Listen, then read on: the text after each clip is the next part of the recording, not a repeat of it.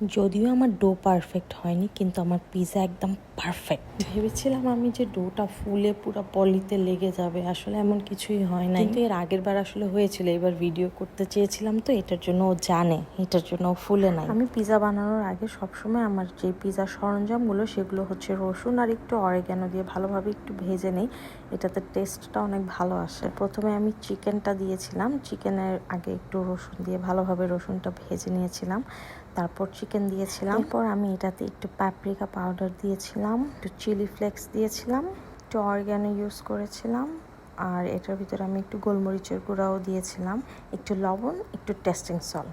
বাস এটা দিয়ে ভালোভাবে একটু নেড়ে চেড়ে এটাকে নামিয়ে ফেলেছিলাম। সেম প্রসেসিংয়ে আমি সসেজ আর মাশরুমগুলোও একটু ভেজে নিয়েছিলাম। এখানে ক্যাপসিকাম, পেঁয়াজ সবকিছু রেডি করে নিয়েছি যেন আমি পিৎজাটা এখন রেডি। এটা হচ্ছে সসটা আমি বানিয়ে নিয়েছিলাম, একটু টমেটো সস, একটু চিলি সস, একটু বারবিকিউ সস দিয়ে। আমি চুলায় পিৎজা বানাবো, যেই প্যানে বানাবো সেই প্যানেই আমি আমার ডোটাকে সুন্দর করে সেট করে সেটার উপর সস দিয়ে নিয়েছি। আপনাদের যেমন খুশি তেমন সাজাওয়ের পালা। কেউ লম্বা লম্বা কাটে, কেউ গোল গোল কাটে। আমি গোল গোল করে কেটেছিলাম, কিন্তু ক্যাপসিকামটা আসলে লম্বা করে কেটে ফেলেছিলাম। যার যত রকম সরঞ্জাম প্রয়োজন সেটা দিয়ে পিৎজাটাকে সুন্দর করে সাজিয়ে উপরে চিলি ফ্লেক্স আর অরিগ্যানোর একটু ছিটা দিয়ে, মূল জিনিস হচ্ছে আমি পুরা ভরপুর চিজ দিয়ে এই দেখেন আমার পিৎজাটা কি সুন্দর হয়েছে। এটা খেতেও সত্যি মজা হয়েছে।